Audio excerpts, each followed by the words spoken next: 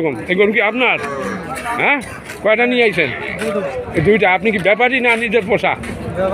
ব্যাপারী। একটু টাকার ছাতিটা, হ্যাঁ, একটু রোদ্দুর না পারলে সবই ভালো আছে। হ্যাঁ, আচ্ছা, এই গরু কত দাম চাচ্ছেন এই বাছুরটা? 52,000 টাকা দাম চাচ্ছেন। ইতিমধ্যে দাম কেউ বলছে? কত দাম উঠেছে? 38-37 বলছে, কিন্তু 40-এর নিচে তো বেচা যায় না। আচ্ছা, এটাও তো আপনার মনে হয়? এই একই দাম দুইটা, এই দুইটাই নিয়ে আসছেন। 40-80,000 টাকা হলে দুইটা ছাড়বেন, এই তো আপনার নেই।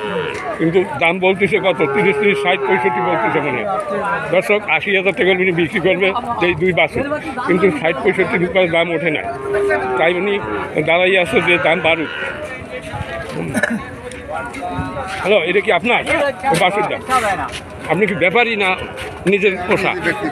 আপনার নিজের পোষা, খুব দারুণ গরু, আপনার খুব শখের গরু, তাই না? এই শখের গরু হাতে উঠেছেন। হ্যাঁ, কত দাম চাচ্ছেন? 58,000 টাকা দাম চাচ্ছে। দারুণ একটা বাছুর দর্শক। আচ্ছা, এই বাছুরের দাম ইতিমধ্যে কেউ বলছে? কত দাম বলেছে এই বাছুর? 54,000 টাকা বলছে। এর বয়স তো 1 বছর হয় না মনে হয়, না 1 বছর হয়েছে? আপনার এ তো হাতালের বাছুর, তাই না? আচ্ছা দর্শক, 1 বছর বয়স হয় নাই, 8-10 মাস হয়েছে মনে হয়, 10 মাস হয়েছে এরকম। আচ্ছা, আপনি কত হইলে বেচবেন? হ্যাঁ,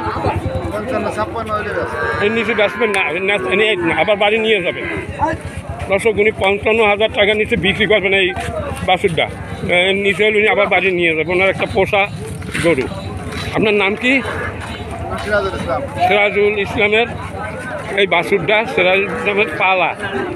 উনি ব্যাপারী না, উনি একজন মানে গৃহস্থ। আচ্ছা, আপনাকে ধন্যবাদ।